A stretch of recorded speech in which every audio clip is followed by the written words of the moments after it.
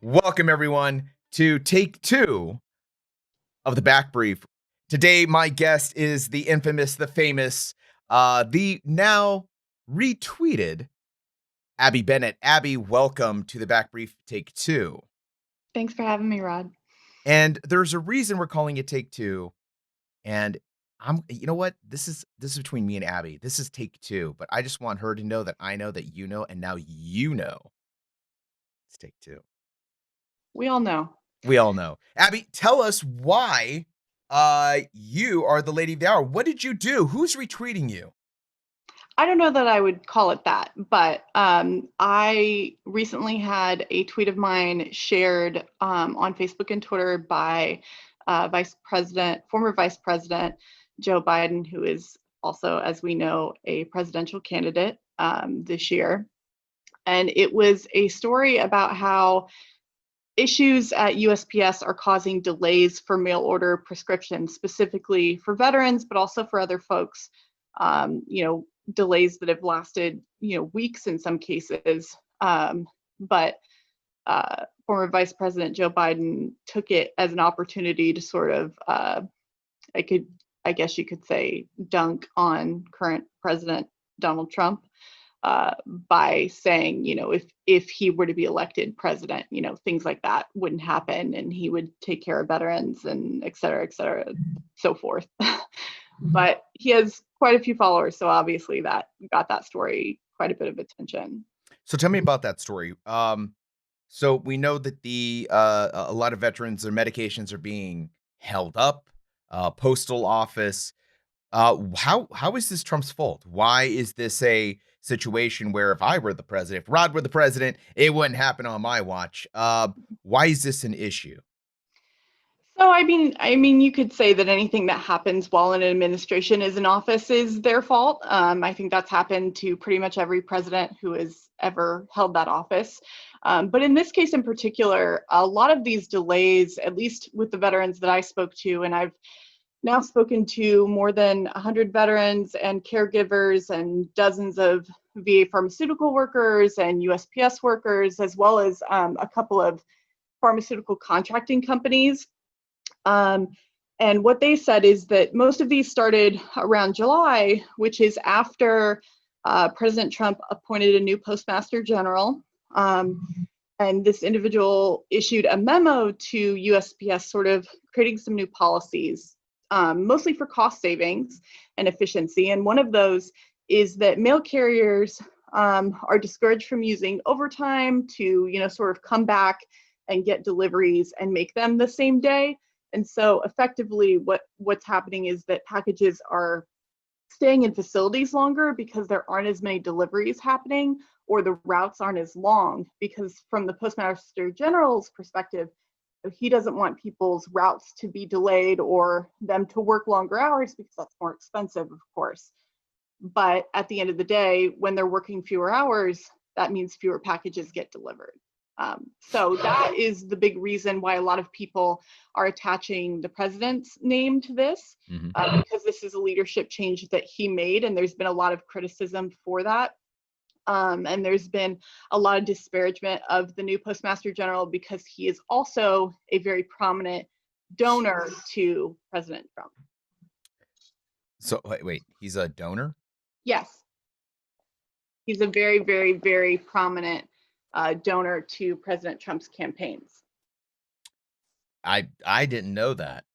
So I guess that's where some of the controversy must come into play. Yeah. Like, the guy's a donor, he gets to be Postmaster General. Is this kind of like, if I donate enough money, I get to be like Secretary of Defense? Can I?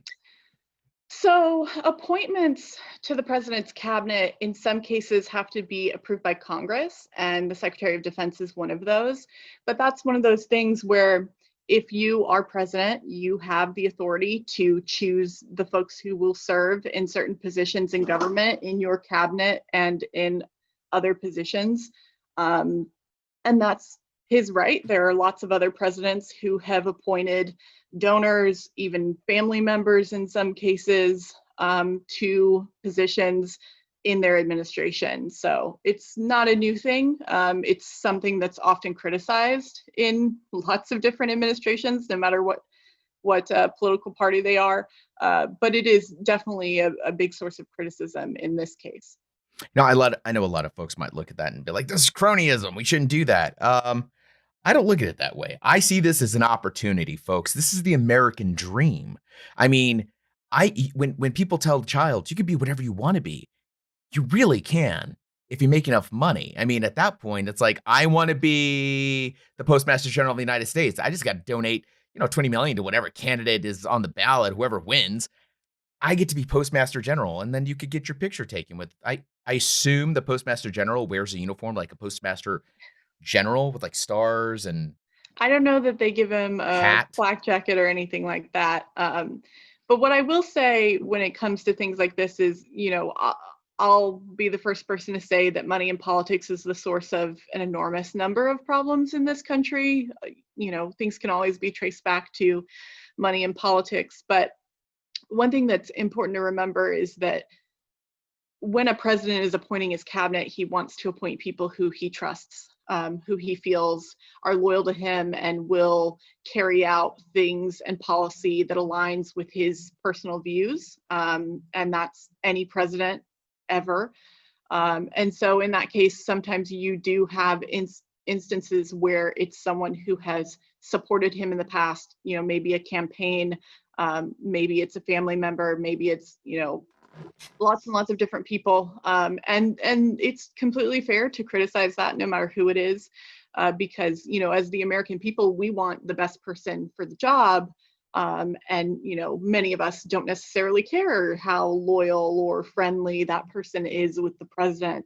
When we are at work, we want to work with people who are good at their jobs, and it, shouldn't necessarily be personal. I don't necessarily want to work with everybody who's my best friend.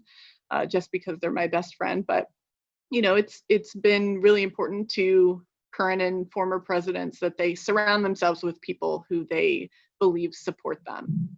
So, what has the VA said about this whole medication uphold or hold up, I should say? Almost nothing. um, Surprise! Wait, hold on. You're telling me the VA didn't say anything about, I don't know, their patients or their clients not getting the medication on time? What a surprise. The VA said nothing. well, they said almost nothing to me. I've asked VA several times to confirm that there are delays, to talk about what VA is doing to combat those delays and things like that, to try and get folks some answers, because, if they're seeing those delays, it's obviously concerning. They want to know, is this temporary? Is VA doing anything to, prevent this from happening? Should I show up to my local VA to get my prescriptions instead? VA gave me a canned statement that was essentially telling veterans, hey, we encourage you guys to make sure that your prescription orders are in ahead of time, before you run out. And that's basically it. They said, for emergency prescriptions, they are going to try and fill those at your local VA. But as we all know, a lot of people don't live anywhere near a VA. And that's what's really important to understand about this story, is that about 80% of all prescriptions filled by VA are done through mail order. And most of those are done at these massive hub pharmacies. There's 7 of them across the country, and they put out hundreds of thousands of prescriptions every single day. And 90% of those are through USPS, not through UPS, not through FedEx, USPS. And what's amazing is that many of the veterans and caregivers that I've spoken to said they've never seen a delay before. Often they get their prescriptions earlier than they were expecting. So now to be waiting a week, 2 weeks, 3 weeks, however long it's been, has been very unsettling for them. So it's also very difficult then if VA depends on these massive mail order facilities to then fulfill those prescriptions locally, because the local pharmacies just aren't set up to provide all the prescriptions that are necessary for everybody who's a patient at that VA. So I have a solution for this. Um, Turn the VA into another branch of the Army or branch of the military. Look, we have Space Force, we have the Marine Corps, the Navy, the Air Force, the Army, Coast Guard. Um, why not make like a vet force?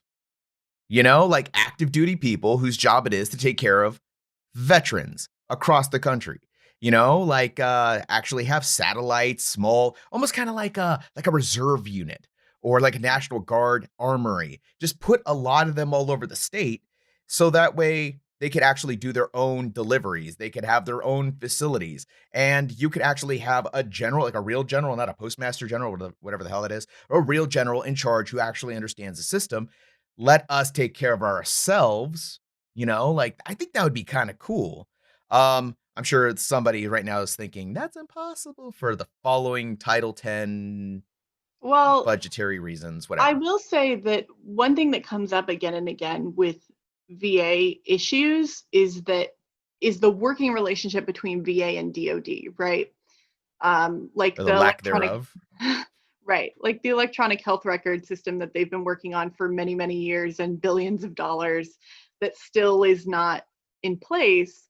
A lot of the issues with that were that DoD and VA are supposed to create this universal health record, but they're two giant federal agencies that don't work together a lot, even though you'd think that they would, and that don't work together very well in general. But as far as what VA is doing about these prescription issues, VA wouldn't tell me, but I did speak to somebody who is familiar with some conversations they've had with Congress last week.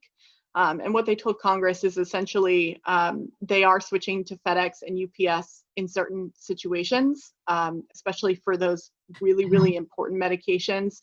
That's a temporary switch. They're also sending those prescriptions early. Um, Now we're unclear about if that's all prescriptions because some medications are very highly regulated, things like pain medication and other strong drugs where you're not supposed to get them early. You're only supposed to have what you have at the time. And they also are creating a special code with the USPS so that uh, medication packages can be recognized and prioritized. And Um, stolen. Let's be honest with ourselves, guys. The minute you're like, hey, this is Oxycontin, sort it correctly. Gone. I don't know what happened, sir. All the green bags gone. Also, I'm filthy rich and I quit. well, let's hope that doesn't create a post office prescription drug ring. Fingers crossed. But it is important to recognize that an awful lot of prescription drugs in the United States are delivered by USPS, UPS, and FedEx. It is definitely not just veterans, and that's something, especially when someone like Joe Biden shares a story like this, you've got a lot of people in the comments saying, oh, it's not just veterans, it's a lot of people who are seniors, who are disabled. And right now, during the pandemic, it's a lot of people who are immune compromised who don't want to risk going to a pharmacy or going to a hospital because for them, even if they take all of the normal precautions, they're still at much, much higher risk for complications from COVID. So it's a very, very, very serious thing for a lot of folks. But on in our normal times, mail order Back before prescriptions, the great sick. right? Yeah. Back before the great sick. Um, Mail order prescriptions were really important to folks like seniors and people who are disabled who have difficulty just, you know, for you and me, we could just go drive to a pharmacy, drive to CVS, or even drive to a hospital to pick up our meds. But that's not an option for lots of people. And including lots of vets who are disabled and who don't have great support structures. They don't have a family member they can just call and ask to go pick up their meds for them. So there's definitely a place for mail order prescriptions, and for veterans and normal Americans who live in rural and remote areas. USPS is especially important because UPS and FedEx don't always service those areas consistently every single day. Um, and so it's really tough. It's a really tough situation to be in, but it's a very serious issue that has come up, and hopefully it's resolved really soon. Yeah, I could tell, some of the veteran, groups that I'm in on Facebook, they seemed a little testy lately. That explains it. Like, just it's a meds. It's in the mail. Guys, chill out at home before you start writing your one giant 3-page paragraph style manifestos, which I've been seeing a lot of on Facebook lately. Your Our meds are en route, guys. Chill out. I'm very, I am making light of it, but it is a serious situation. A lot of people's health, a lot of their safety is at risk right now because of money. I mean, it really just boils down to a money issue, and I am worried. I'll tell you, I my biggest fear right now is that we might have gone past the point of no return in the sense of economic recovery to see anything like the days before the Great Sick. I've likened this to we are wandering around a wasteland before it's a wasteland, like before the Pre Mad dust Max times. pre like the conditions for Mad Max are done. We're just in the pre-stage, like before the winds bring the sand dunes back over, before the buildings fall apart, before all that shit went down, before Mad Max was traveling around a wasteland, he was Mad Max traveling around an empty mall. And before that, Mad Max watching the stores have their going out of, business sales. It wasn't just like overnight, we're all wearing, spikes and football gear. It was a gradual process. I worry that we're in that stage and that there is no Biden or Trump or Clinton or um, whoever is out there that thinks they have our solution. Maybe I'm just being a little grim. I don't know. I don't necessarily think that's grim, but I definitely caution people away from the idea that a single person has all the answers or the solutions, or that, you know, even something as dramatic as a shift in the leadership of this country will mean that all of our problems will go away and all of our we'll have all the solutions suddenly, especially with something like economics.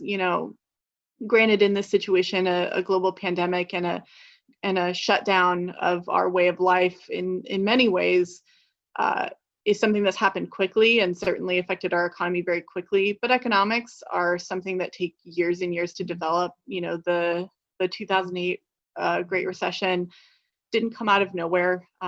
It didn't suddenly appear. It was something that happened over years and years and years. And these are very complicated things. And with this pandemic, our recovery from it will take years and years and years. So I really think that people need to consider more than just maybe our upcoming election and what tomorrow holds. I think this is we're in it for the long haul. The United States is a very resilient nation with a very resilient people. We've proven that time and time again. Our country's been through awful, awful experiences and come out the other side. Some people might say better for it, some might not. But I think it's important to realize what is in your control and what you can do, either related to the pandemic or not. But it's important to understand that it's not just about the coronavirus. It's not just about the November presidential election. Think about what's happening in your communities locally. That's where a lot of change happens. That's where a lot of people can make the most difference. Think about your local elections and your state elections. Those are situations where those decisions are far more likely to affect your daily life. They don't seem as high stakes.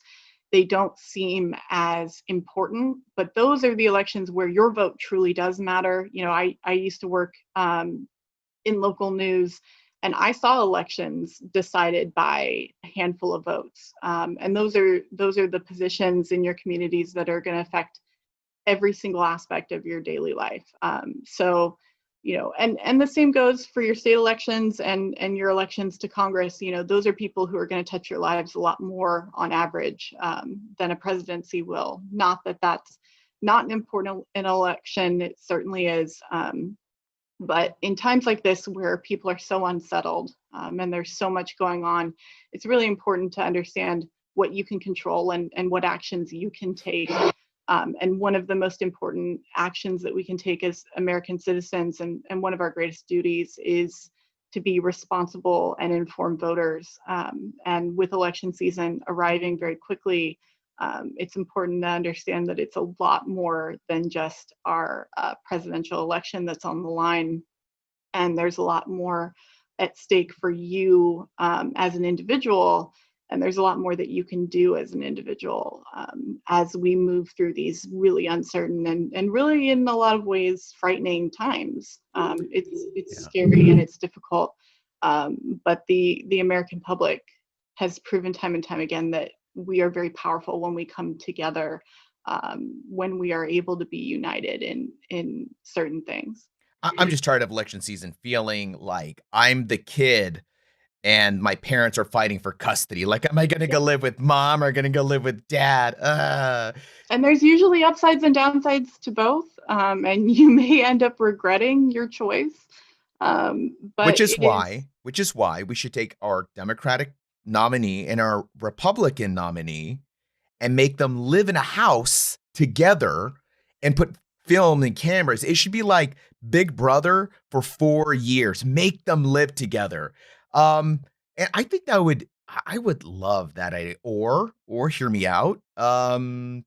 Genetically mix them. Like just sew them together. And we have a conjoined twin president. They would rule together, kind of they like might implode. Did you just say rule? They would rule together? Rod.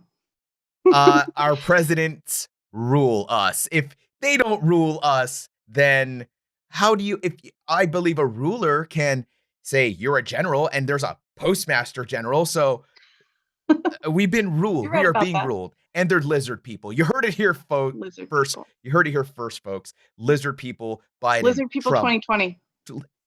Could we go? Could it be worse? Could it be worse? Do you Lizard people welcome our 2020. lizard overlords? I would welcome my lizard overlords with open arms, slithery tails. I don't know. Ladies and gentlemen, that was the amazing Abbie Bennett. Abbie, where can we learn more about you, Joe Biden, his retweet, the lizard people, whatever you're working on? You can go to connectingvets.com, where all of my work and all of the work of our great teammates are always. We are also connecting vets on all of your social media platforms. And I spend entirely too much time on Twitter at Abbie, Abbie, the letter R, and Bennett, Bennett. Abbie R. Bennett. Folks, go check out her Twitter. Go retweet her stuff. And here's the thing, folks. If you're retweeting, if you're angry about this whole Postmaster General thing, or maybe you're happy about it, like I like what Trump's doing with this, or Biden can suck it, whatever it is that you guys want to say or do, before you do it, before you go retweeting and doing that, read the article. Read the article. Please. Because, like, that's the thing that gets me. I know a lot of you guys retweeted it. I'm looking at you. I'm looking at you retweeted it, and you're like, I don't like it. Or you retweeted, yeah, I support this. You didn't even read it. You didn't even read it. Go read it. Get informed. Put the information in the information is in the computer. It's in the computer. So go in, check it out, read it, think about it, put it in your mouth, chew on it for a little bit, and then get on your Twitter and then get angry or happy or whatever it is you want. But make sure you're informed for the love of Yes. God. We try so hard. I don't, because you just heard me. I act like a complete fool sometimes on this camera. But our genuine, legit reporters are very, very astute and attentive. They do everything they can to stay absolutely neutral, to report what they find to you. Uh, we're connecting vets, folks. We're veterans for veterans. We do what we can. We have veteran supporters. We have Abbie's family is like they got a history of service and the whole 9 yards. So we are not trying to take sides, man. The sides are bullshit. We're trying to look out for our The connect. sides are The bullshit. sides are bullshit. It's all bullshit. We're looking out for you, the veterans. Tell us what you think. Leave your comments below if you're watching me on YouTube. Leave your comments on Apple Podcasts. That's the only place that actually matters for podcast comments. Let's be honest. Spotify. Somebody explain to me why Spotify doesn't have like a ratings for their podcast it's ridiculous. Anyways, leave us your ratings. Leave us your podcast reviews. We're very curious. Want to know what you're thinking. And that does it for me. Abbie, thank you again. Thank you. You're amazing. And I am out.